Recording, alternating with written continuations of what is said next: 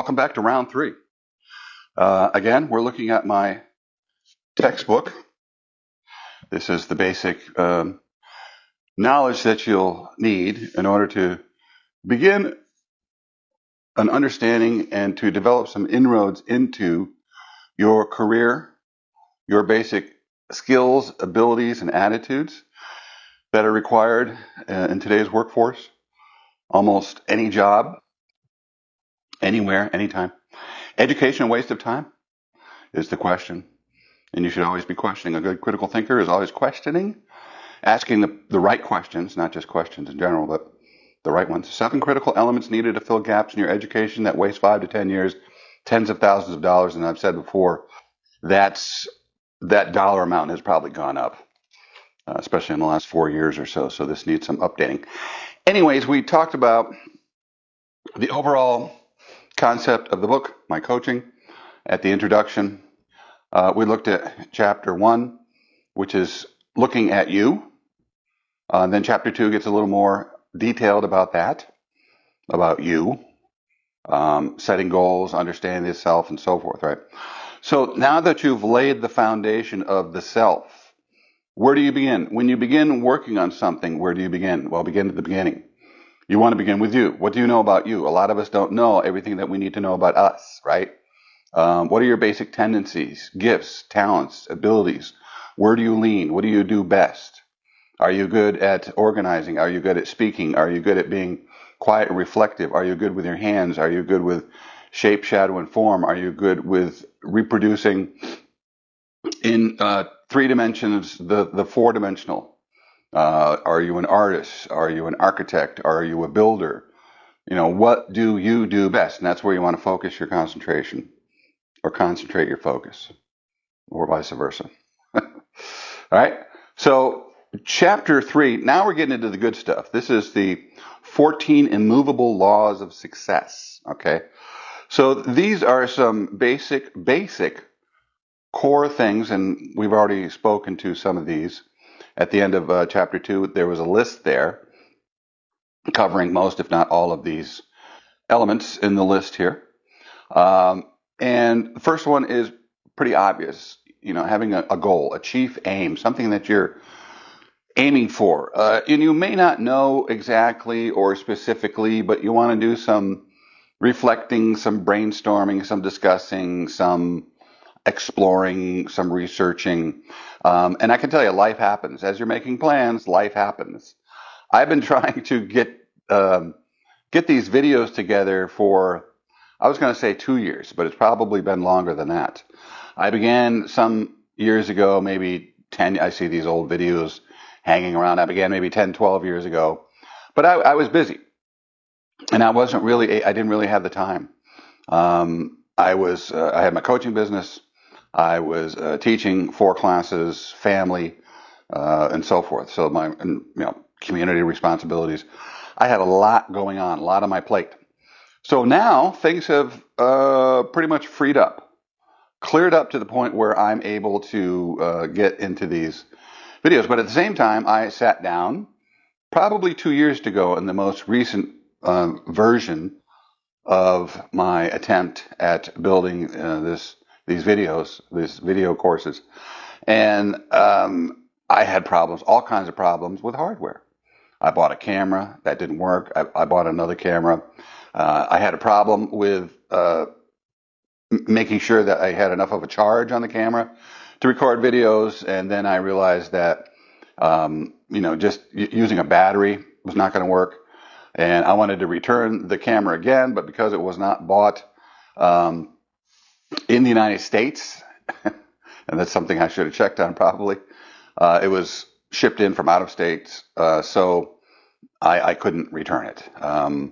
And then I had to contact the tech support and find somebody who really knows about this stuff. And I found out that I could hook up a AC to the camera. And then I had issues with the recording, putting the videos on a disc. Disc wasn't large enough, and on and on and on it went. And I'd get start here, little spurts and sputters and sputter. Then I started having serious health issues for about a year. heart issues, COVID came along and hit me and my wife and our family very, very severely. And I had to deal with that for several months and recovering from that for several months. And then finally building up enough energy. So as you're making plans, life happens, right? So there's not much you can do. And you're going to fail and you're going to flounder and things are going to stop and start and come and go.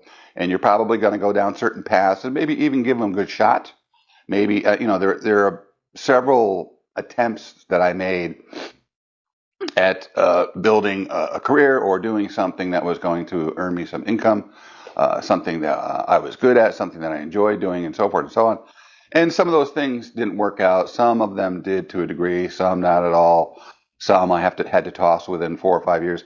Usually, if you want to, if you're serious about something, and usually your career is top tier seriousness, you've really got to focus there. If you're serious about something, you've got to give it some time, right? That's if you thought about it and planned it out and planned it through.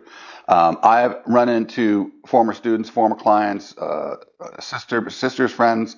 I've read about strangers, people I don't know, running into problems. I had one student, and you could tell they didn't think it through much at all. I had one student who had gone to computer school, and after a few months working in the field, he hated it. Then he went back to law school. I had another student who was majoring in something else. I don't remember the initial major. And then he switched his major to engineering. And I said, why? He said, because it sounds good. Another one, that person that switched their major to law, I said, why are you going into law? It says, it sounds good. It sounds like I can get some respect. If you want respect, that's not how to do it, a career. Because a career is that's not one of the defining factors in obtaining a career, respect. What you're trying to do is tap into your basic core skills, abilities, talents, gifts, inclinations, leanings, right? Where do you lean? What do you like to do, love to do? If we could all do what we love to do, that'd be great. Doesn't always work out. I think the first thing I wanted to do was be was it a basketball star or rock star? One of those. Those are my first two forays into potential careers, right? The basketball thing fizzled after high school. I was playing all kinds. And I gave it a good shot. I gave it about 4 years. I was playing, before school, during school, after school. I was, in going to basketball camps and playing basketball all the time. I was pretty good. I was pretty good, to be honest. But after high school, the desire to keep going just wasn't there. It wasn't something that I was going to turn into a profession, right? So the same thing with music and so forth on down the line. But eventually, you'll fall into something, and preferably you want to do it within a certain amount of time. You don't want to be like 50 years old and still trying to find something that will make your way financially, career-wise. So, anyways, the first one is having a specific goal. We talked about that before, and it's not about getting it fine-tuned to the point where you know exactly what you're going to do, and there's no ifs, ands, or buts, and you're going to follow a particular path. You kind of get a general feel for where you want to head. When I went back to college 25, 30 years ago, my major was English. I've always been good with language, good at writing, so English. I was going to teach English, I guess. I think that was the initial uh, brunt of it at the college level, which I ended up doing. But I didn't know where I was going to end up ultimately, right? And that kind of took place over the years. I began writing. I've written 8, 9 books or so. I've written hundreds of articles. I've written dozens of poems and essays and all kinds of stuff. Right. This book, nonfiction, fiction. This book. Here's another one right here. My Constitution treatise. And after some time, I started to get a feel as to where more specifically I wanted to go. And then I thought, I should help people because I was floundering around quite a bit, like 70, 80, 90% of people my age when I was in my early 20s.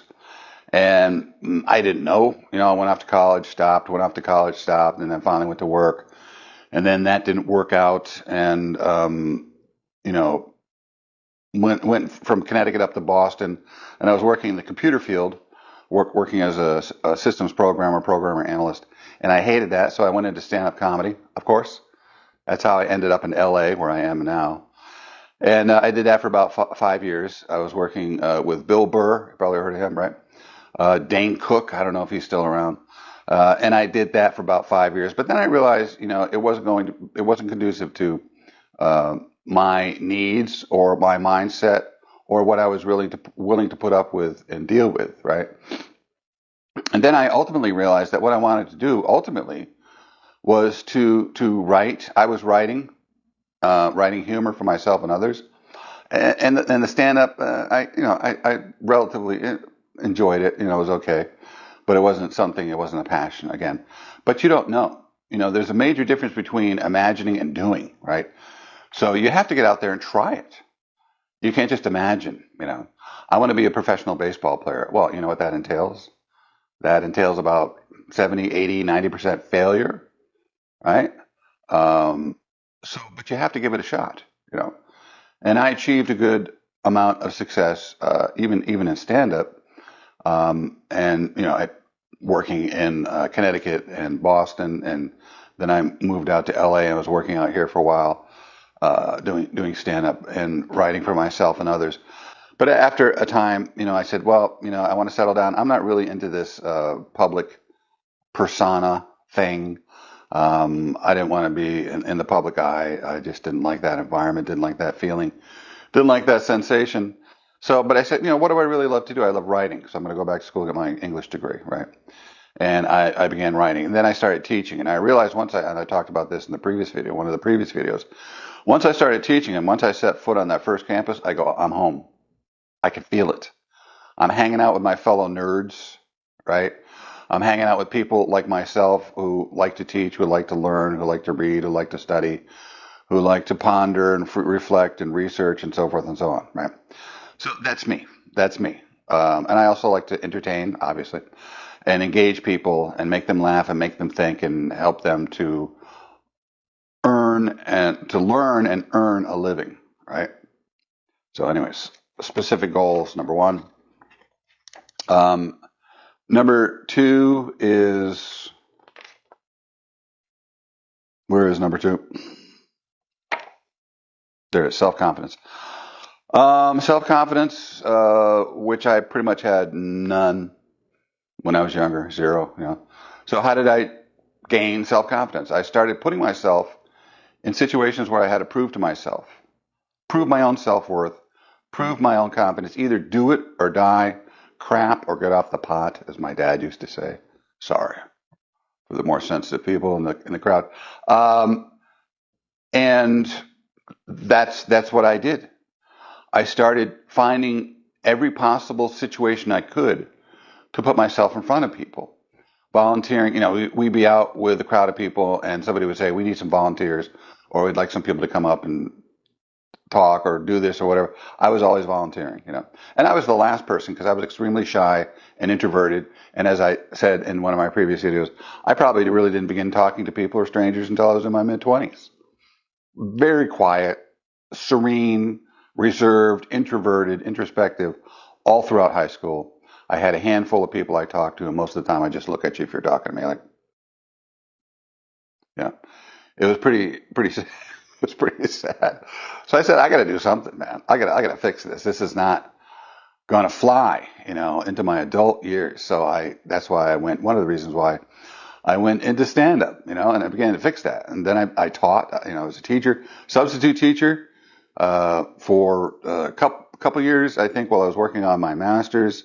One of my associates, fellow graduate students, called substitute teaching suicide on the installment plan.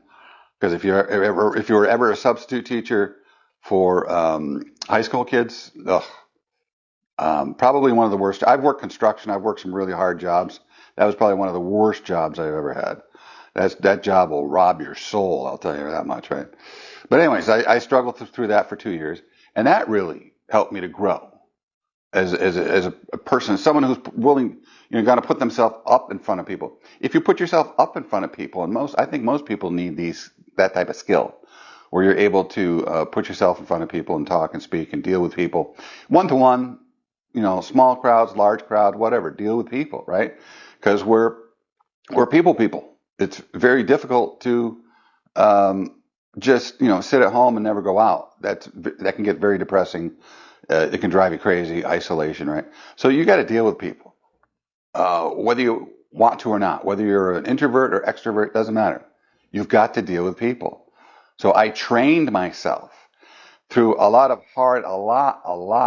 tons and tons of hard work. And I remember one of the things I did in Boston was I used to always look down, and I'm a big guy. I'm like 6'3", 260 or so. I'm at the gym now because of those health issues. I put on a little bit of weight, but anyways, I wasn't that heavy back then. But when I was in Boston, I was maybe 240, 6'3", 240. And this guy's walking around, and I always had my head down, and I said, I'm not going to do that anymore. I'm going to look people in the eye. And then sometimes I was overdoing it. I thought, well, some of these people think I'm going to like mug them, or take them out, not to dinner, but so that's what I did in order to begin an inroad into self-confidence. And I used to have none of it. Now I have a considerable amount. I used to have to always pull myself up. Now that I've gone in the other direction, I have to push myself down sometimes. It's like, whoa, boy, calm down. Like if I'm speaking and there's other speakers waiting to speak, I want their time. I want their time and my time. You sit down, I'll talk for everybody. I'll take 5 hours. I don't want just one, right? So I became a real glutton. I began really enjoying speaking in front of people, being a presenter, speaker, lecturer, humorist, whatever, right? And that weakness became a strength, and you can do this in your life, right? Throughout your life. Habits of saving. I would say you can't save anymore. Savings, the interest rates on savings, what, 0.5%? Garbage. Well, what's inflation? 3%, 6%, whatever it is, right? So you're still safe. Inflation is 3%, and savings you get 1%. So you get 1%, and there's still 2% eating away your dollars, right? You put $1 in saving, you get 1% for that dollar, and meanwhile the value of that dollar has shrunk 2% because of inflation, right? So it's not really, savings doesn't work anymore. You've got to invest. Initiative and leadership. I talked about this before as well. You have to have some type of initiative. You got to wake up in the morning and you got to be in charge. You can't just, flip a switch or get a degree or, plug your degree into whatever, wherever, into the workforce and just, my degree is going to do all the work for me. No, you got to do 90, 95, 98, 99% of it. A degree is just a tool. It's dormant. It's, really doesn't do much of anything if you don't plan, if you don't understand what that degree is, if you don't understand how are you going to apply that degree to your career, to your life, to whatever, right? It's useless in that sense, right? If you don't have a plan, if you don't understand the application of that knowledge. And what do I need to learn in order to become a fill in the blank, right? Maybe it has to do with a college degree. Maybe that's some of it. Maybe you have to do some apprenticeshipping. Maybe you have to do reading some books or attending some seminars or webinars or whatever, right?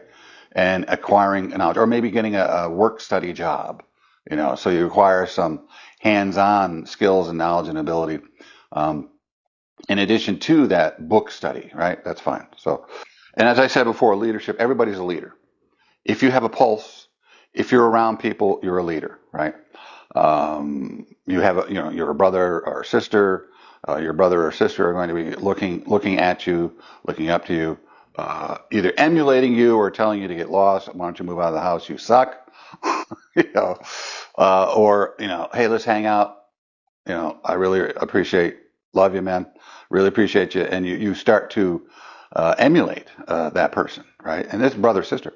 Or you could be at work, even if I said before, if you're the low person on the totem pole, even if you're the new person, people could still look at you and say, look at how Joe or Jane or whoever, right, is working. Look at how they're always on time. Look how they do this and that and this and that, right?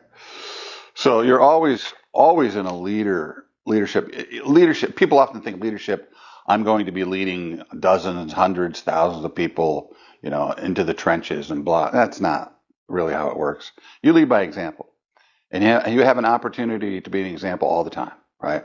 As a brother, sister, parent, spouse, uh, employee, employer, citizen, church person, community person, whatever, right? That kind of stuff. Um, I think I skipped one or two. Oh, imagination, yeah. Imagination is essential. Imagination is the leap beyond logic. It's kind of intuition. Intuition comes from we don't know where. It comes from outer space. It comes from our inner being, undescribable inner being. Some say it's the spirit, the Holy Ghost, if you're a religious person. Gut instinct. I kind of went with my gut instinct, intuition. Einstein said with intuition, there is nothing. With intuition, did I stutter? With intuition, there is nothing, right? Because in order to progress beyond established knowledge and understanding, you have to have a leap beyond what you know, and that's where Einstein, came up with his theory of relativity and other theories and deeper thinking. Um, so that's essential, and that's also what you most likely, maybe on a smaller scale, and not so far-fetched and fanciful, but on a smaller scale in the workplace, you have to use your imagination to solve problems. How can I solve this problem? As a teacher, as a professor, even as a parent, or as a coach, I'm constantly using my imagination. Not just when I write books, but also when I problem solve. Problem solve for myself. I've had to use my imagination to problem solve for myself, my intuition, my gut instinct. Right. I had one job where I was working with a high-end product. Their database. It was a startup company, high-end product database. And this guy was a real scam artist. I don't know what he was doing or thinking. But anyways, I started working for him, and for 2 weeks, didn't see any money coming in. Supposed to be paid by the week. And then the other 3 or 4 people, same thing. So we took him to small claim court. And my attorney, I had to pay him $400, which at the time, 400 still a good amount of money. But when I was a student, that's a ton of money, right? And I paid him the 400. He said, "Oh, there's really not much we can do because there's no cash register that we can attach. And whether or not you get the decision, you have to go to court and you have to pay fees and court fees and lawyer fees and blah. So he said, the money he owes you, the amount of money that you're gonna spend is gonna surpass that shortly. So it just doesn't, the math doesn't work out. So drop it, right? And that's how life works, right? So you got to do these things. But at least I took a shot. You're going to fail sometimes. You're going to go backwards, forwards, backwards, but that's life. Nobody is prescient. Nobody is able to see into the future. Nobody gets it right all the time, right? So if you're a sports addict and you're getting on a coach, about not making a right decision, duh. Yeah, none of us can see perfectly into the future. There's too many variables involved, especially when you're dealing with a team, right? With dozens of players, it's almost impossible. And teams made of a whole bunch of individuals who are kind of up and down as the season goes on, emotionally, physically, spiritually. You got to deal with that and coordinate that, and you're responsible for the success of that team, right? It's very difficult. Some who have won championships have said that is the most difficult thing I have ever done in my life. It's extremely difficult, right? To do it once, never mind back to back or three-peat or maybe 3, 4, 5, 6 times over the course of a scholastic career or professional career, right? Freedom from fear, sustained hope, and faith in achievement. That's a part of the confidence, the self-confidence. That's why I put that next, right? And there's so much in each one of these. As I said, I think I'm going to have to break these down into maybe 1, 2, or 3 at a time. I'll do, separate videos for each one maybe, or put a couple together, or maybe I'll group them together. I don't know. We'll see how I'm going to do it. I'll have to use my imagination on that one. Self-control. Self-control is actually in one of the anthems. I don't know if it's in the national anthem. Pilgrim's feet and thoroughfare and self-control. whichever song you probably know. I forgotten which one that is. But self-control is huge. It's essential. You can't get anything done. Uh, when the alarm goes off in the morning, first thing you want to do is roll back to sleep. When you have to go to the gym, the first thing you want to do is not do it. When you have to do your homework, you don't want to do that, right?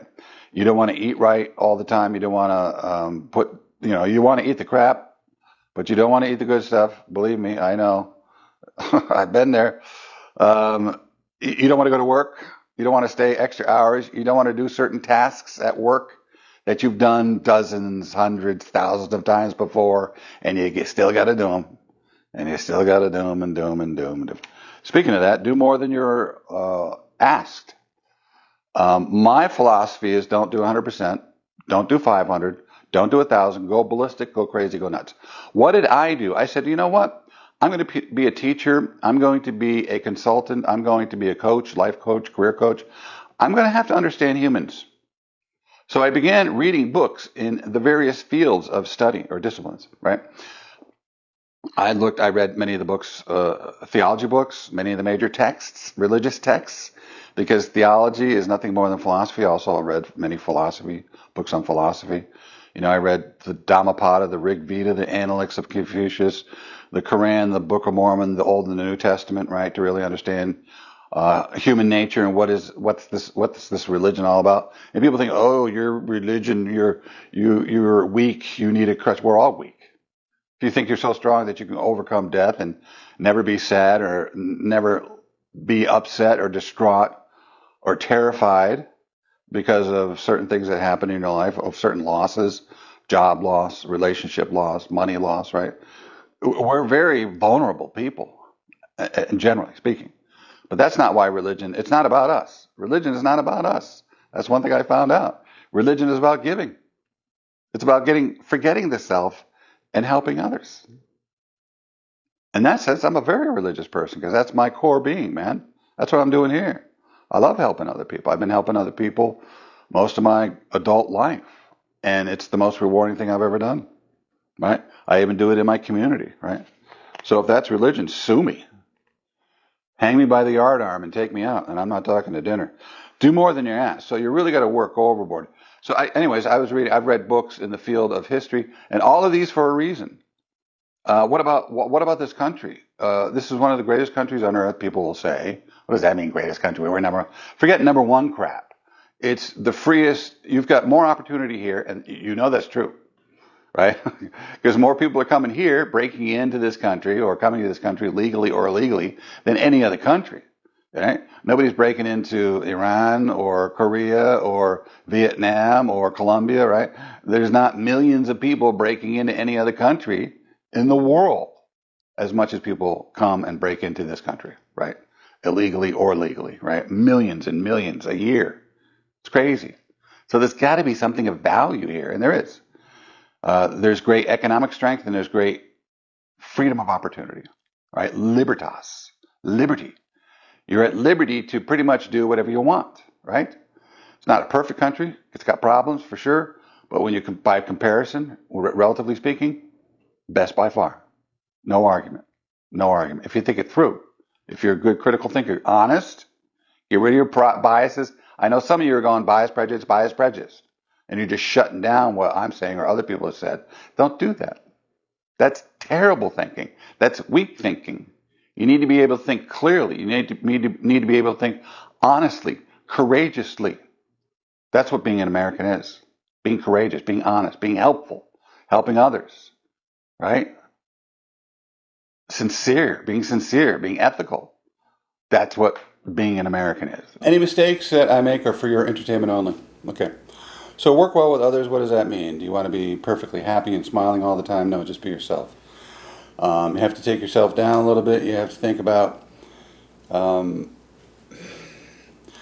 always being the center of solution, the center of attention, the center of whatever. Right? Working with others, it's about give and take. Right? Knowing, push and pull, knowing your position, knowing what you need to do, knowing when it's a time to participate and move forward or relax and step back, right? And again, this is something that I will be going into much more detail later on. This is turning into a longer video as it is, so let's keep moving forward. Thorough and accurate thinking, that's critical thinking. How do you think? Do you think accurately? Do you think thoroughly? Do you think comprehensively? Do you think without, or I should say, limited bias? Do you think do you understand yourself? Are you self-aware enough to think well? Do you understand preconceived notions or biases or misinformation that you harbor that you think is accurate, but you only go with that understanding or that knowledge because it's something that has been taught to you through mere exposure by parents or teachers or society or whatever, and ultimately it's really just an opinion, or it's just one way of looking at the situation, or alternate facts. You've heard that expression. It's very difficult to be a good thinker, to be a good accurate thinker, to be an honest thinker, thorough, comprehensive. You can never know it all, that's for sure. Nobody knows it all. And even if you're an expert, experts are knowledgeable to a considerable degree in one field, usually one niche or one part of one field, a smaller part of the larger field, and are still wrong. I've had my students write about experts and how experts over the years, time and time again, have been wrong. Why? Why is that true? Because we're humans, we're fallible, we have a limited exposure, a limited experience, a limited capacity to take in only so much information, and we're not comprehensive understanders of things, if you will, right? And there's also new information coming forward. What was thought to be true at one time, those facts, I guess you could say. And what is a fact? Well, that's a fact. What is a fact? Look up the word fact, and you'll see it's existing knowledge that people have agreed to it being factual or fact-based. You've had not just one or two, but many minds come together and have, I hate to say it, but experts, many experts who have agreed on a particular set or subset of knowledge, right? Pluto, it's a planet, it's an asteroid. Oh, it's a planet, then an asteroid, then a planet, right? So knowledge comes and goes, right? And certain things in society were deemed as good at one time, and then later on we realized that they were not good. And it's just a part of human nature or the human condition to be wrong. So you have to be open considerably to error, to relearning, to not being so enamored and enthralled with a particular way of seeing things, particular opinion, that you just won't let it go. A lot of people will not let it go.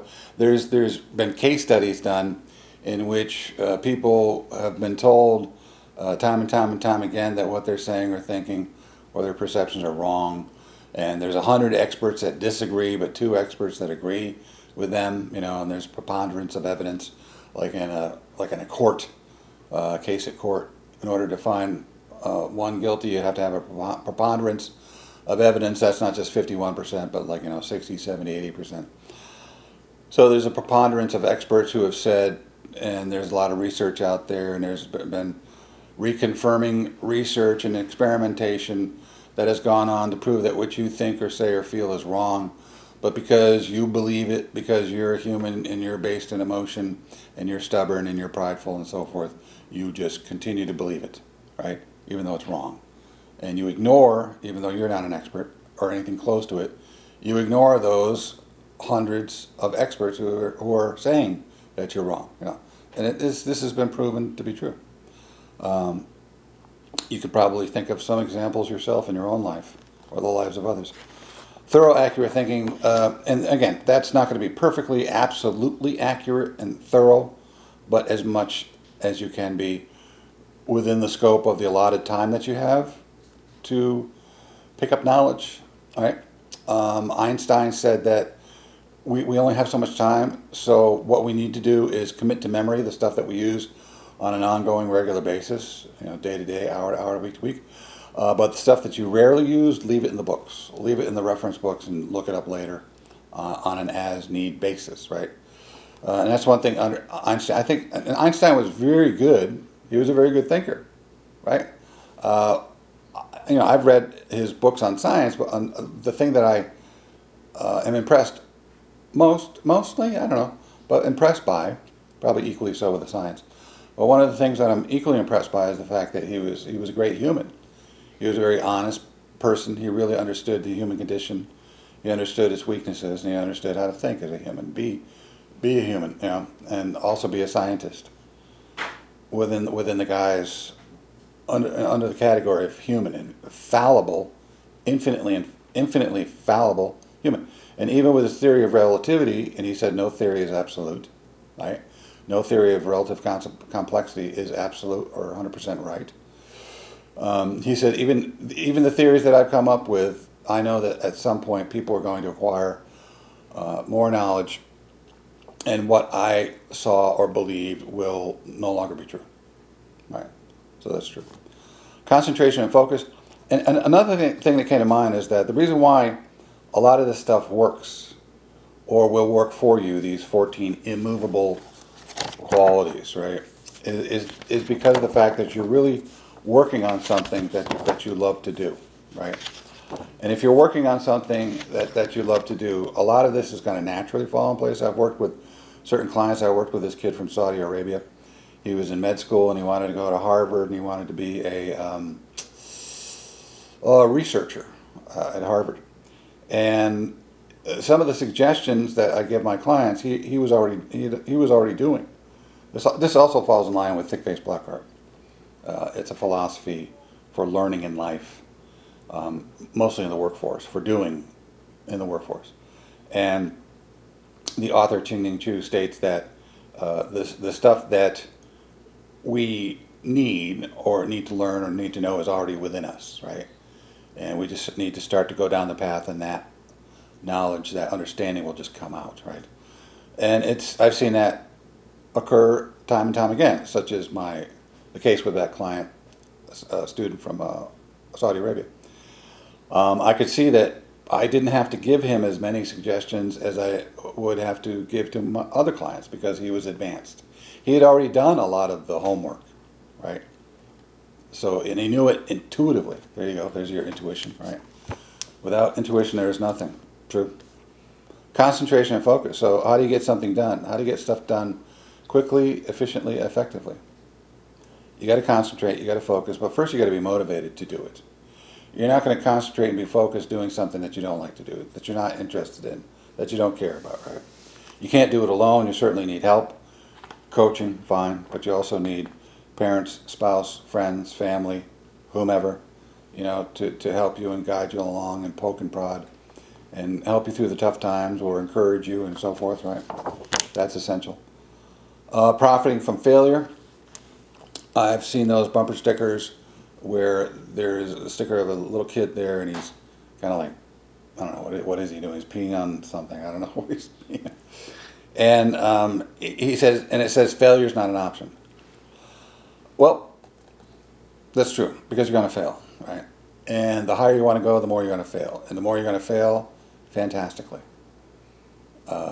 Losing a good amount of money, losing family, friends, losing, maybe you're an athlete, like Michael Jordan said, the reason why I've won more than most is because I've taken more shots or failed more than most, right?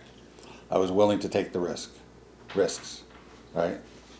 To expose myself to the game, basketball, and in doing so, overcome shortcomings and really begin to understand the game. And not only force me, but help others, I don't know about force, encourage others, teammates, to do the same, right? Profiting from failure. So when you fail, it's not about, oh, this is terrible, why this happened to me. A lot of times it's like, what can I learn from this? And inevitably, I've been fired maybe from 3 or 4 different jobs, and each were laid off, you could say. And each time that happened, I moved into a better situation. So a lot of times out of the bad comes the good. You're also learning certain things. You're toughening up. You're acquiring certain essential characteristics, abilities. You're learning to be more patient. You're learning to be more cautious.